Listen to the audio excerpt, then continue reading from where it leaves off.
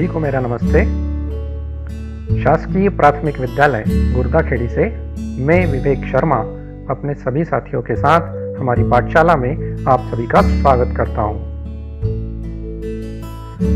बच्चों, पिछले कुछ दिनों से हम हमारा घर हमारा विद्यालय योजना में हिंदी की दक्षता की पुस्तक आओ करें और सीखें पर काम कर रहे हैं। आज से पहले हमने पेज नंबर 1 से लेकर पेज नंबर 119 तक का काम पूरा कर लिया है।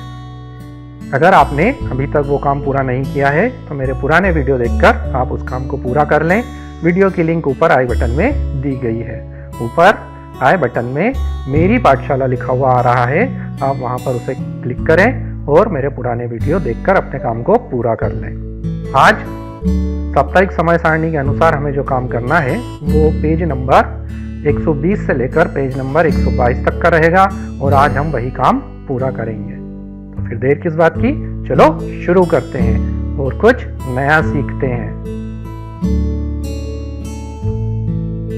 तो बच्चों, आज हमें जो नया सीखना है उसे सीखने के लिए पहले हम एक अनुच्छेद पढ़ते हैं। यहाँ आपकी स्क्रीन पर एक अनुच्छेद लिखा हुआ आएगा, पहले हम उसे पढ़ते हैं। किसी गांव में सूरज नाम का एक लड़का रहता था। वह अपने माता पिता की आंखों का तारा था। सूरज बहुत ही समझदार था। सभी उसकी अक्ल का लोहा मानते थे। एक दिन सूरज को किसी के चिल्लाने की आवाज सुनाई दी। सूरज समझ गया कि जरूर दाल में कुछ काला है। वह आवाज की दिशा की ओर चल दिया। उसकी जान सूख रही थी, फिर भी उसने हिम्मत नहीं हारी। इस अनुच्छेद में आप ध्यान दें, यहाँ पर पीले अक्षरों में कुछ वाक्यांश लिखे हुए हैं। वाक्यांश वे होते हैं जो पूरा वाक्य नहीं होते, बल्कि वाक्य के बीच में कुछ छोटे छोटे अंश लिखे होते हैं, उन्हें हम वाक्यांश कहते हैं। उनसे मिलकर वाक्य को हम पूरा करते हैं। तो यहाँ पर पीले रंग से कुछ वाक्यांश लिखे हुए हैं, आप उन वाक्यांशों पर ध्यान दें। हम इस अनुच्छेद को फिर से पढ़ते हैं। किसी गांव में सूरज नाम का एक लड़का रहता था। वह अपने माता पिता की आंखों का तारा था। यहाँ आंखों का तारा, इस वाक्यांश पर आपको ध्यान देना है। वह अपने माता पिता की आंखों का तारा था। आंखों का तारा होना, इसका मतलब होता है, इस वाक्यांश का अर्थ है बहुत प्यारा होना। वह अपने माता पिता को बहुत प्यारा था। इस तरह से इस वाक्य का अर्थ निकलता है। किसी गांव में सूरज नाम का एक लड़का रहता था। वह अपने माता पिता को बहुत प्यारा था। यहाँ आंखों का तारा का मतलब निकलता है बहुत प्यारा होना। सूरज बहुत ही समझदार था। सभी उसकी अक्ल का लोहा मानते थे। यहाँ पीले अक्षर से लिखा हुआ है लोहा मानते थे।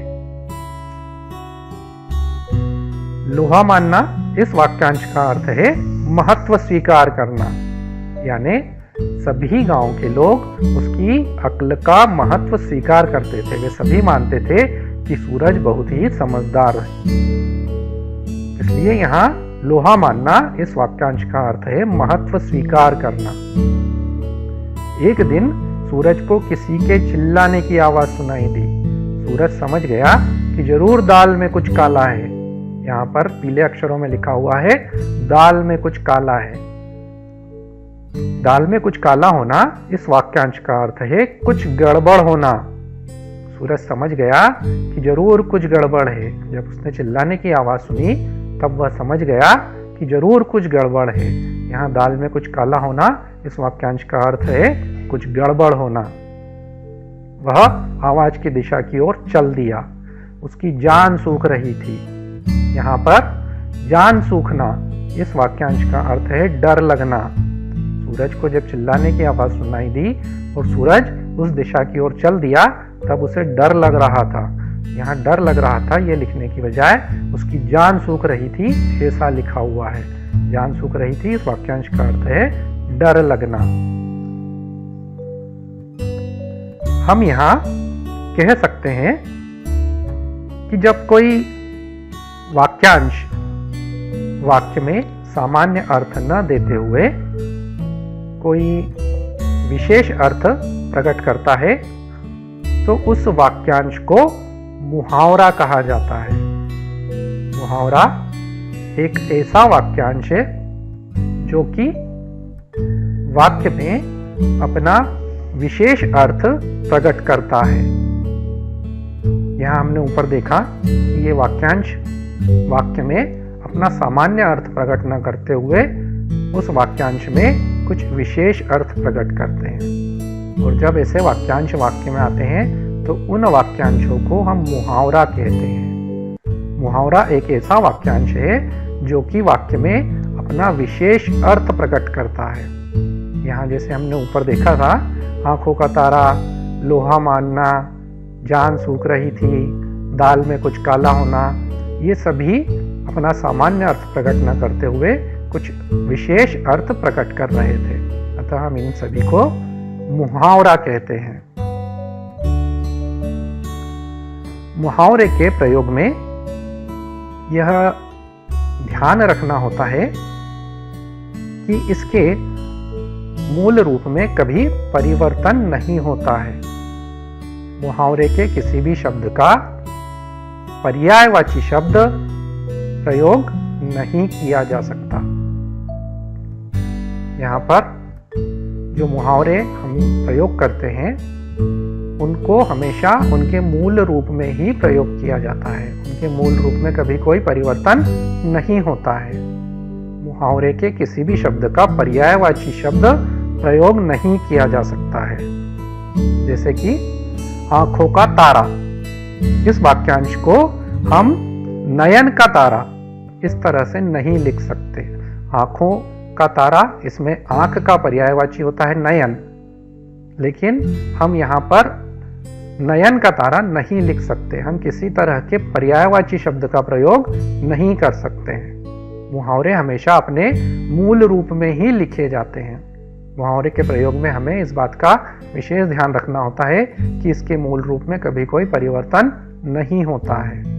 किसी भी तरह के पर्यायवाची शब्द का प्रयोग हम वहां पर नहीं कर सकते हैं। मुहावरों को समझने के बाद हम आगे बढ़ते हैं और अपनी पाठ्य पुस्तक की ओर चलते हैं। तो बच्चों, मैंने यहाँ पेज नंबर 120 निकाल लिया है। आप भी अपनी पाठ्य पुस्तक खोलकर पेज नंबर 120 निकाल लें। सबसे ऊपर हमेशा की तरह दिनांक डाल लें। यहाँ से देखकर आप भी दिनांक डाल लें। दिनांक डालने के बाद हमें इस पेज पर जो काम करना है वो है पढ़ो और समझो। यहाँ नीचे एक अनुच्छेद लिखा है, हमें उस अनुच्छेद को पढ़ना है, पढ़कर समझना है। एक मैदान में दंगल हो रहा था। दंगल यानी कुश्ती, पहलवानों की कुश्ती को दंगल कहते हैं। एक मैदान में दंगल हो रहा था। लोग टकटकी लगाकर दंगल देख रहे थे। यहाँ पर कुछ शब्दों के नीचे लाइन खिंची हुई है। हमें उन लाइन खिंचे हुए शब्दों पर विशेष ध्यान देना है। एक मैदान में दंगल हो रहा था। लोग टकटकी लगाकर दंगल देख रहे थे। अखाड़े में दो पहलवान ताल ठोक रहे थे। एक पहलवान का नाम कल्लू, दूसरे पहलवान का नाम पलटू था। ताल ठोकने के बाद कल्लू और पलटू आपस में भिड़ गए। एकाएक पलटू ने कल्लू को एक पटकनी दे दी। पटकनी खाते ही कल्लू का पसीना छूटने लगा। कल्लू इस बार पलटू को धूल चटाना चाहता था। वह खड़ा होकर दोबारा से भिड़ गया। दोनों एक दूसरे पर दांव पेच चला रहे थे। कुश्ती देखने वाले चटकारे ले रहे थे। कल्लू किसी भी तरह पलटू को नीचा दिखाने का प्रयास कर रहा था। थोड़ी देर बाद पलटू ने ऐसा दांव चला कि कल्लू चारों खाने चित्त हो गया।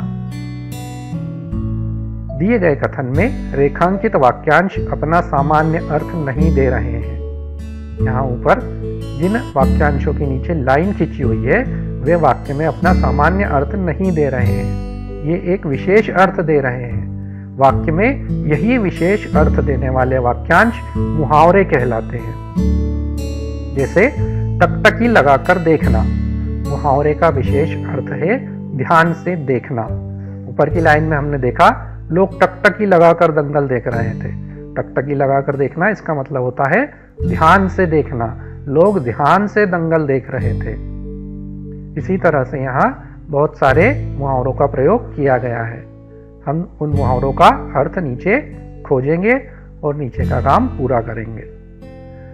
देखो यहाँ नीचे हमें जो काम करना है वो है इन मुहावरों का सामने की लाइन में अर्थ दिया गया है। हमें मुहावरों का उनके अर्थ से जोड़ी मिलानी है। हम शुरू करते हैं। देखो पहली लाइन यहाँ लिखी है ताल ठोकना। ताल ठोकना का अर्थ होता है वो हमें यहाँ सामने की लाइन में से खोजना है। ताल ठोकने का मतलब होता है लड़ने के लिए तैयार होना। देखो हम इसकी जोड़ी इस तरह से मिलाएंगे। ताल ठोकना इसका मतलब होता है लड़ने को तैयार होना। उसी तरह से दूसरा यहाँ लिखा है पटकनी देना। पटकनी देना मतलब पछाड़ देना या गिरा देना।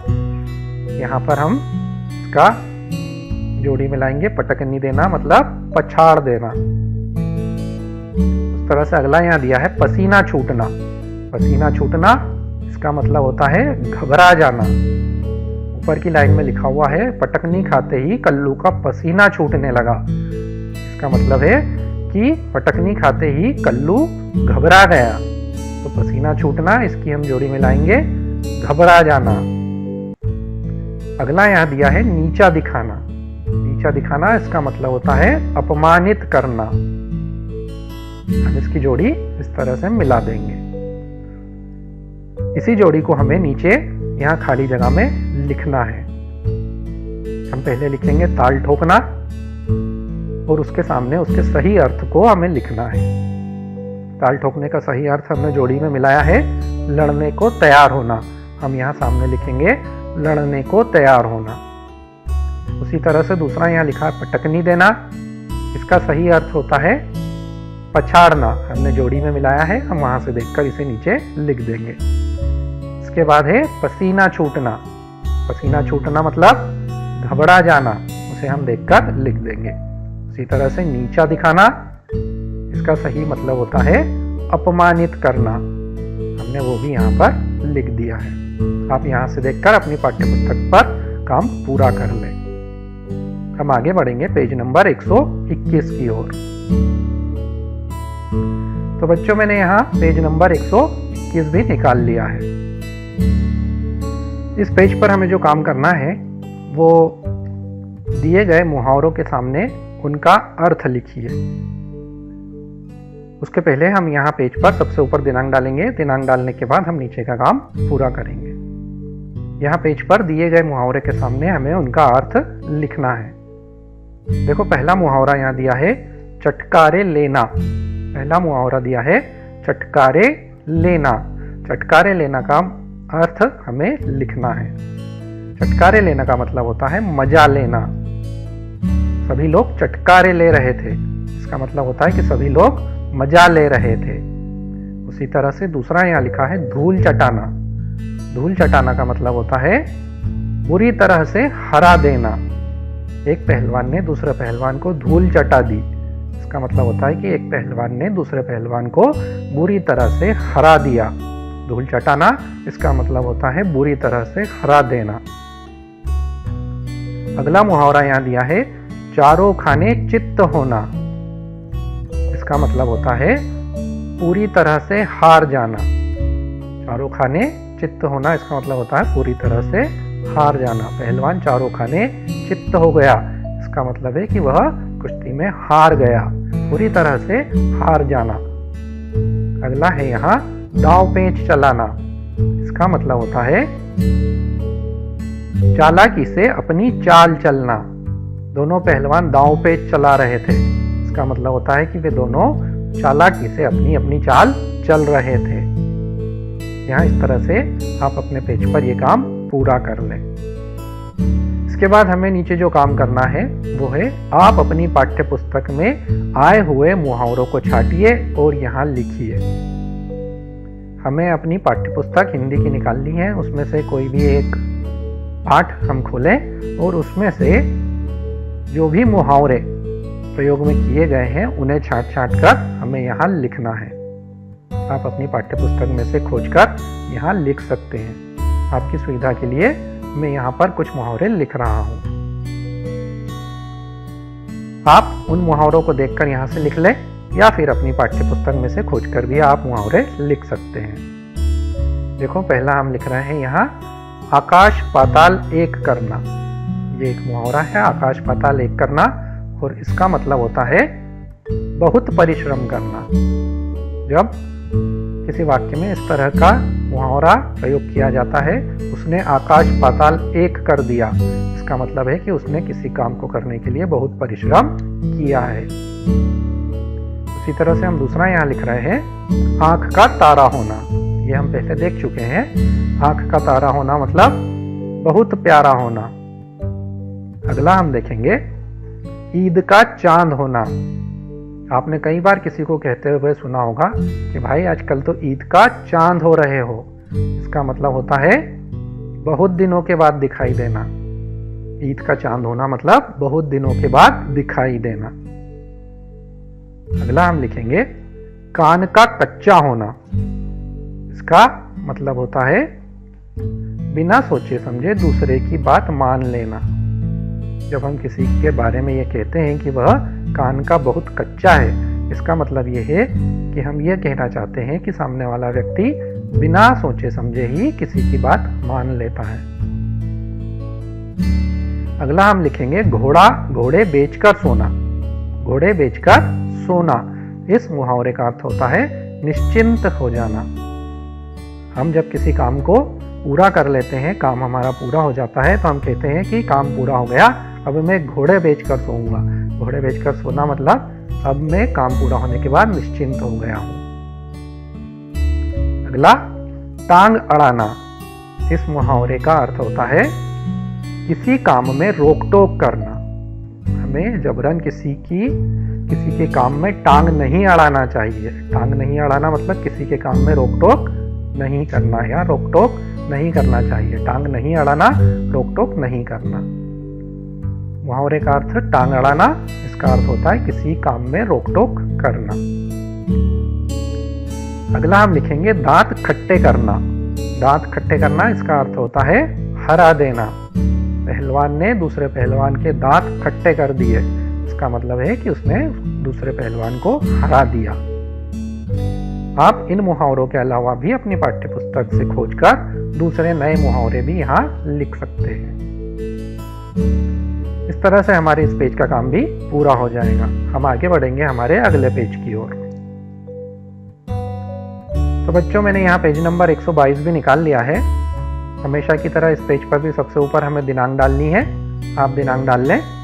दिनांक डालने के बाद निम्नलिखित मुहावरों का वाक्य में प्रयोग कीजिए। यहाँ नीचे कुछ मुहावरे लिखे हैं, जैसे धूल चटाना, पसीना छूटना, नीचा दिखाना, शेखी बघारना।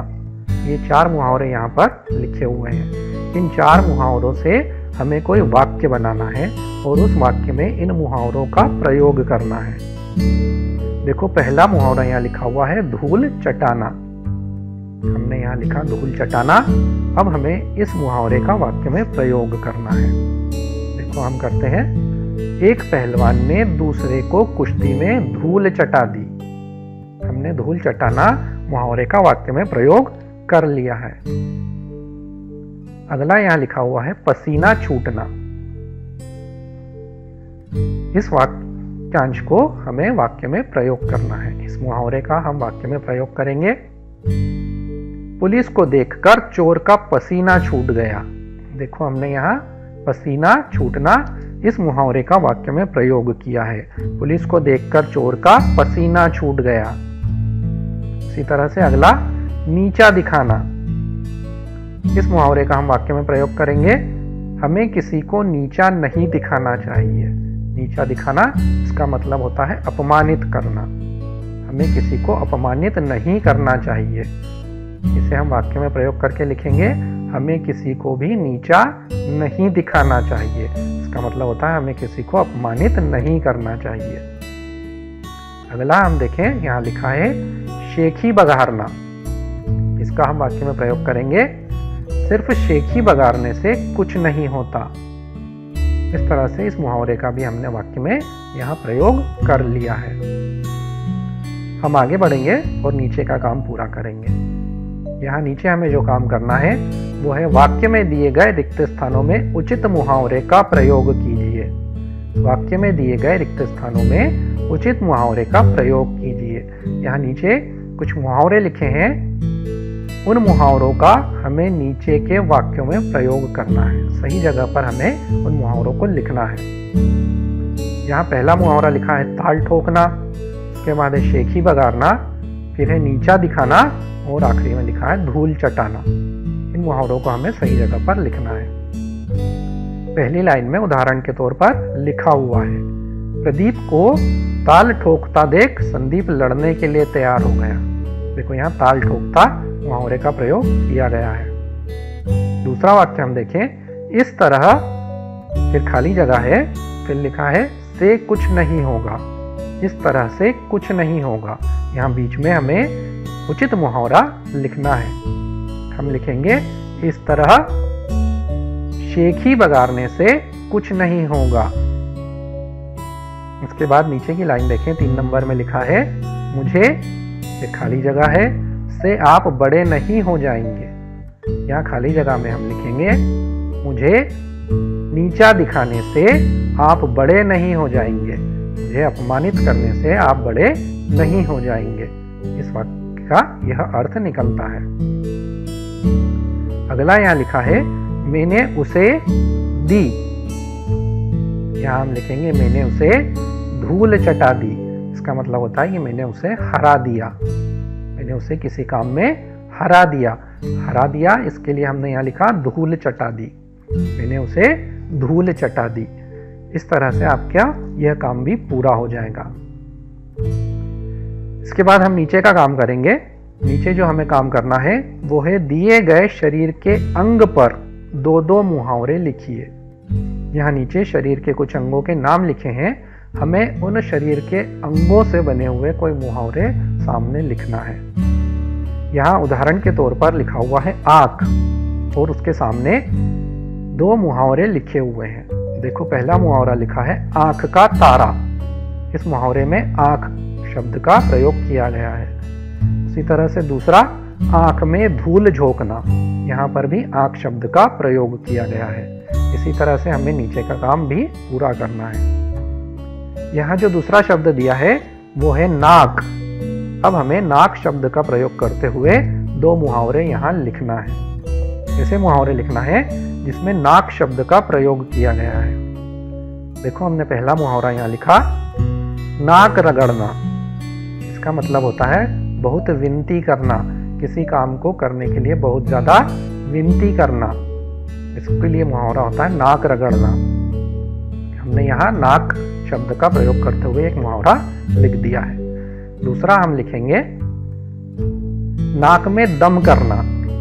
इस मुहावरे का अर्थ होता है परेशान करना। देखो हमने इस मुहावरे में भी नाक शब्द का प्रयोग किया है, नाक में दम करना। इसके बाद का जो शब्द है वो है कान। हमें कान शब्द से 2 मुहावरे बनाने हैं। पहला हम बनाएंगे कान भरना और दूसरा हम बनाएंगे कान का कच्चा होना। इन दोनों मुहावरों में हमने कान शब्द का प्रयोग किया है। इसके बाद है हाथ। अब हमें हाथ का प्रयोग करते हुए 2 मुहावरे बनाने हैं। पहला बनाया हमने हाथ मलना और दूसरा हम बनाएंगे हाथ धोकर पीछे पड़ना। इन दोनों मुहावरे में हाथ का प्रयोग किया गया है। अगला शब्द जो यहाँ दिया है वो है दांत। अब हम दांत शब्द का प्रयोग करते हुए 2 मुहावरे बनाएंगे। पहला हमने बनाया दांत खट्टे करना। देखो यहाँ पर इस मुहावरे में दांत शब्द का प्रयोग किया गया है। दूसरा हम बनाते हैं दांत पीसना। इस मुहावरे में भी दांत शब्द का प्रयोग किया गया है। इस तरह से हमारा यह काम भी पूरा हो जाएगा। आप यहां से देखकर अपने काम को पूरा कर लें। तो बच्चों, हमारा आज का काम यहीं तक था। इसको हमने पूरा कर लिया है। हम फिर मिलेंगे नए काम के साथ। तब तक के लिए नमस्ते। आप सभी के सहयोग के लिए बहुत बहुत धन्यवाद। मेरा वीडियो अगर आपको पसंद आया हो तो वीडियो को लाइक करें। अपना कमेंट बॉक्स में ज़रूर लिखें। मेरे चैनल को अभी तक सब्सक्राइब नहीं किया है तो सब्सक्राइब कर लें और साथ ही घंटी के बटन को ऑल पर सेट कर दें ताकि आने वाले वीडियो की सूचना आपको आसानी से मिल सके। एक बार फिर मिलते हैं, तब तक के लिए नमस्ते।